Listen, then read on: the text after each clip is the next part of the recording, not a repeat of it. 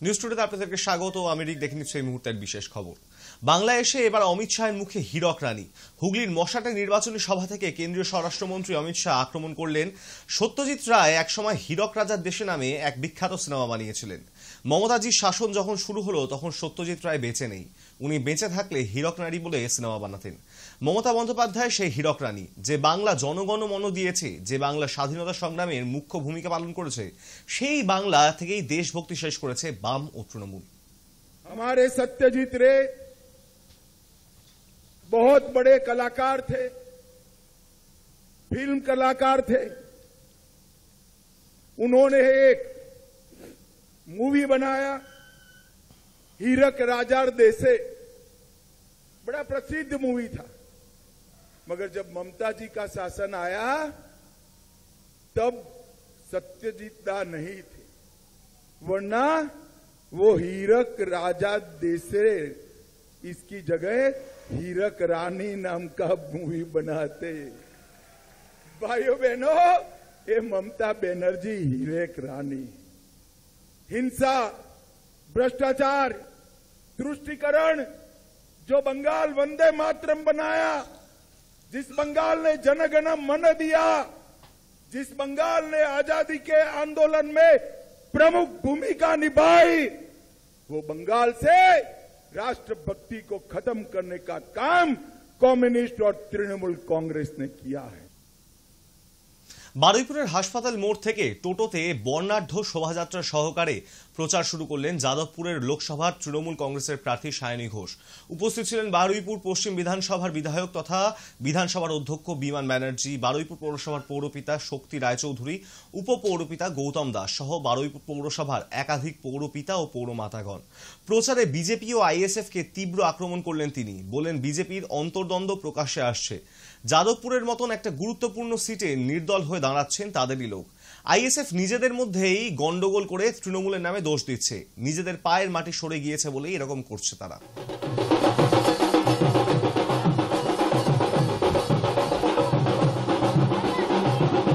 নিজের দলের লোকেরাই নির্দল হয়ে দাঁড়িয়ে যাচ্ছে একটা লোকসভার মতো গুরুত্বপূর্ণ নির্বাচনে। ভাবুন এদের অন্তর্দ্বন্দ্ব কোথায় শেষমেশ দলটাকে নিয়ে পৌঁছবে। অবশ্যই বাইরে আসছে, বিজেপি থেকেই নির্দল দাঁড় করিয়ে দিচ্ছে। যাদবপুর লোকসভা কি ইয়ার্কি নাকি? হ্যাঁ, একটা মর্যাদাপূর্ণ সিট। যাদবপুর লোকসভা সিটের একটা আলাদা প্রেস্টিজ আছে, মানুষের আবেগ আছে। এগুলো করে কোনো লাভ হবে না। মানুষ যাকে চাইবে, যাকে ভালোবাসবে, যাকে পছন্দ করবে তাকেই ভোট দেবে।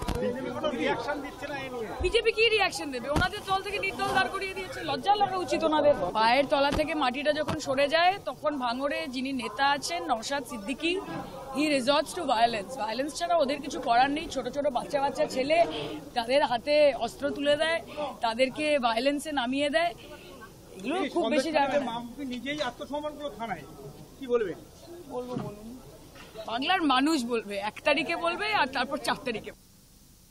স্বমহিমায় বর্ধমান দুর্গাপুরের বিজয়ী প্রার্থী দিলীপ ঘোষ। সদ্য সমাপ্ত হওয়া 4র্থ দফা ভোটের ক্লান্তির দেশ একেবারেই নেই তার চোখে মুখে।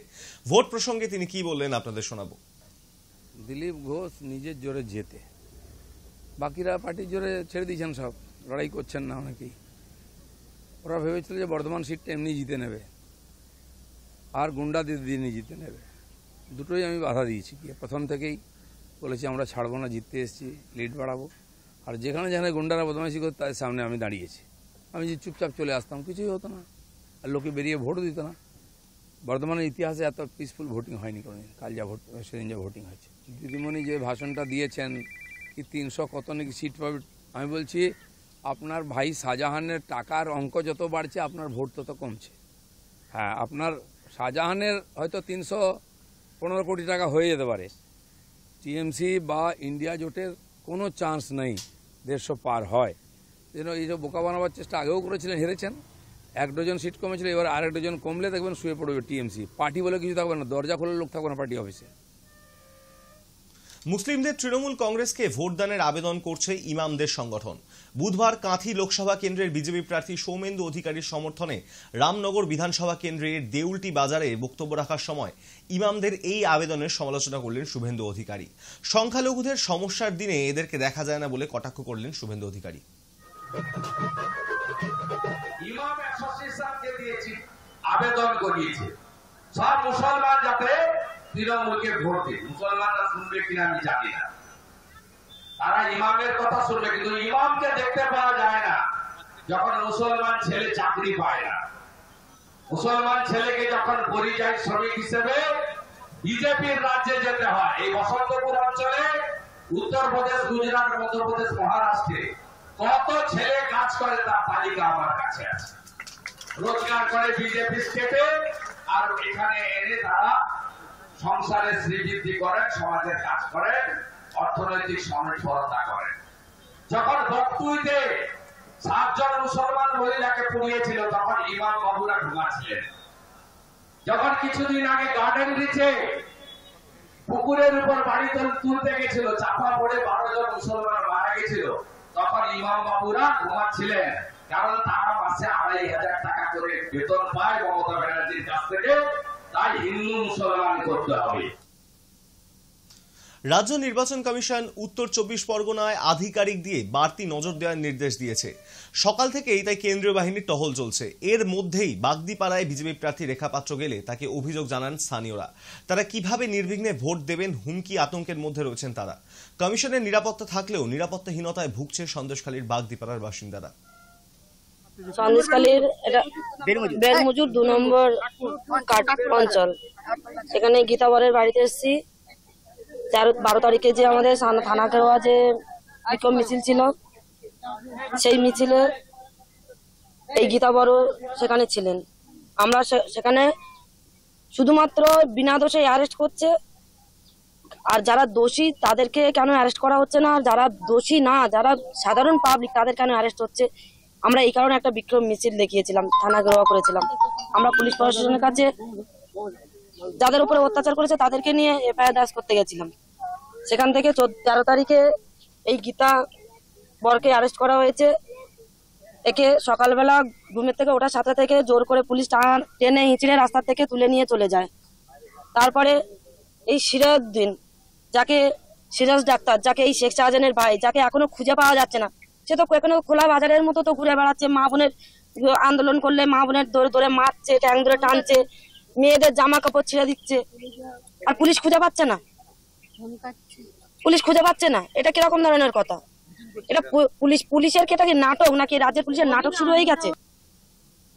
ব্যারাকপুর বিধানসভায় এক সুবিশাল মিশালের আয়োজন করেছে তৃণমূল কংগ্রেস। সেখানেই বুধবার উপস্থিত থাকবেন তৃণমূল কংগ্রেসের সর্বভারতীয় সাধারণ সম্পাদক অভিষেক বন্দ্যোপাধ্যায়। তবে তার আগে আজ সাংবাদিক সম্মেলন করে ব্যারাকপুর লোকসভা কেন্দ্রের বিজেপি প্রার্থী অর্জুন সিং বলেন, অভিষেক বন্দ্যোপাধ্যায় আসবেন বলে গোটা লোকসভা জুড়ে আমাদের বিভিন্ন বিজেপির প্রোগ্রাম অনুমতি দিচ্ছে না পুলিশ। ইলেকশন কমিশন কাছে আমরা বারবার চাইছি প্রোগ্রাম করতে, কিন্তু পুলিশের ক্লিয়ারেন্স অজুহাত দেখিয়ে 11th আওয়ারে আমাদের প্রোগ্রামটা বাতিল করে দেওয়া হচ্ছে। আজকে অভিষেক ব্যানার্জি নাকি আসবে শ্যামনগর, ব্যারাকপুর, তার জন্য আমাদের ব্যারাকপুর আশেপাশে নোয়াপাড়া প্রত্যেকটা প্রোগ্রাম আমাদের ক্যান্সেল করে দেওয়া। ভাটপাড়া, জগদ্দল, নোয়াপাড়া, নৈহাটি, বীজপুর অবধি আমাদের প্রোগ্রামগুলো ক্যান্সেল করে দেওয়া। এদিকে আপনারা জানেন ইতিমধ্যে প্রায় 5-6 কোটি টাকা খরচ করে ওই ইলেকট্রিক লাইনগুলো, কেবল লাইনগুলো কেটে 5 দিন ধরে ব্যারাকপুরের মানুষ অতিষ্ঠ হয়ে গেছে। এই গরমের মধ্যে লোডশেডিং করে লাইন করে কেটে, যেহেতু উনি রোড শো, মহারাজা যে রোড শো করবেন তাতে সমস্ত রাস্তাগুলো ওনার পরিষ্কার রাখতে হবে। এই ধরনের আচরণ মানুষের খুবই অসুবিধা হচ্ছে। তা সত্ত্বেও ইলেকশন কমিশন এখানে কোনো নজরদারি করছে না, যেহেতু পুলিশের স্পষ্ট পুলিশ আইন না মেনে তাদেরকে সাপোর্ট করছে, তার জন্য এই সমস্যাটাগুলো হচ্ছে। আমি ডাইরেক্ট পুলিশ কমিশনারের এগেনস্টে কি আমাদের পারমিশনটা এই থানাগুলোকে বলে এমন করে দিচ্ছে, ওখানে নো এনওসি দিচ্ছে না, তার জন্য ইলেকশন কমিশন বাতিল করে দিচ্ছে। নির্বাচনের মধ্যেই আগ্নেয়াস্ত্র উদ্ধার, বড়সড় ডাকাতির ছক বানচাল, প্রচুর আগ্নেয়াস্ত্র সহ পুলিশের জালে 3 দুষ্কৃতী। উত্তর 24 পরগনার বসিরহাট ত্রিমোহিনী এলাকায় গতকাল রাত 11টা নাগাদ একদল দুষ্কৃতী এলাকায় সমাজবিরোধী কাজের জন্য জড়ো হয়েছিল, পাশাপাশি ডাকাতি করার উদ্দেশ্য ছিল। সেই সময় বসিরহাট পুলিশ গোপন সূত্রে খবর পেয়ে অতিরিক্ত পুলিশ সুপারের নেতৃত্বে ও বসিরহাট পুলিশ এসওজি গ্রুপের যৌথ অভিযানে ঘটনাস্থলে গেলে সেখান থেকে 5 দুষ্কৃতী পালিয়ে যায়। বাকি 3 জনকে গ্রেপ্তার করা হয়েছে, তাদেরকে আজ বসিরহাট মহকুমা আদালতে তোলা হয়েছে। রাত্রি 12টা নাগাদ আমাদের কাছে ইনফরমেশন আসে যে ত্রিমোহিনীর কাছে সন্দেহভাজনভাবে 7-8 জন দুষ্কৃতকারী প্রবাবলি ওরা ঘুরে বেড়াচ্ছে। তো সেইটা ওয়ার্কআউট করতে গিয়ে আমাদের বসিরহাট পুলিশ ডিস্ট্রিক্টের যে এসওজি টিম আছে এবং তার সাথে হচ্ছে বসিরহাট থানার পুলিশ অফিসাররা ওখানে যায়, যে ওখানে এই ছেলেগুলোকে অ্যাপ্রিহেন্ড করে। কিছুজন পালিয়ে যায়, 3 জনকে আমরা অ্যাপ্রিহেন্ড করতে পেরেছি, যাদের নাম হচ্ছে নূর আলম বিশ্বাস, এর বাড়ি হচ্ছে সংগ্রামপুরে। একজনের নাম হচ্ছে ওমান ওসমান গাজী, এর বাড়ি হচ্ছে ত্রিমোহিনী। আর একজন আছে হাসানুর গাজী, এর বাড়ি হচ্ছে নেওড়াদিঘি পূর্বপাড়া, বসিরহাট। হ্যাঁ, সকলে বসিরহাট। এদের কাছ থেকে আমরা সার্চ করার পর আমরা যেটা পাই, একটা 7mm হচ্ছে ইম্প্রোভাইজ ফায়ার আর্ম পাই, তার সঙ্গে 4খানা লাইভ বুলেট পাই, সঙ্গে আমরা 2টো বড় ভোজালি পাই, একটা হচ্ছে বড় কুরুল টাইপের একটা জিনিস পাই, সঙ্গে একটা আইফোন পাই, আরও কিছু কিছু আয়রন ইমপ্লিমেন্টস আমরা পাই।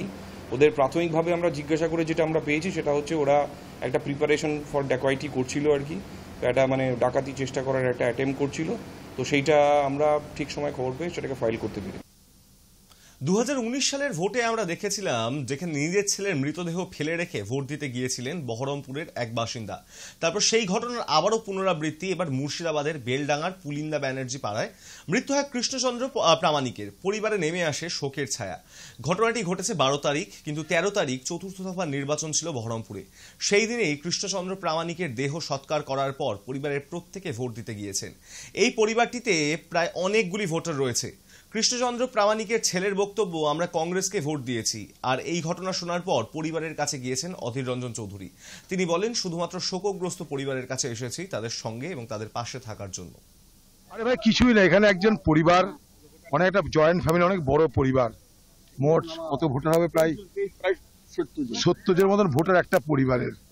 তাদের পরিবারের একজনের মৃত্যু হয়েছে ভোটের আগের রাত্রে।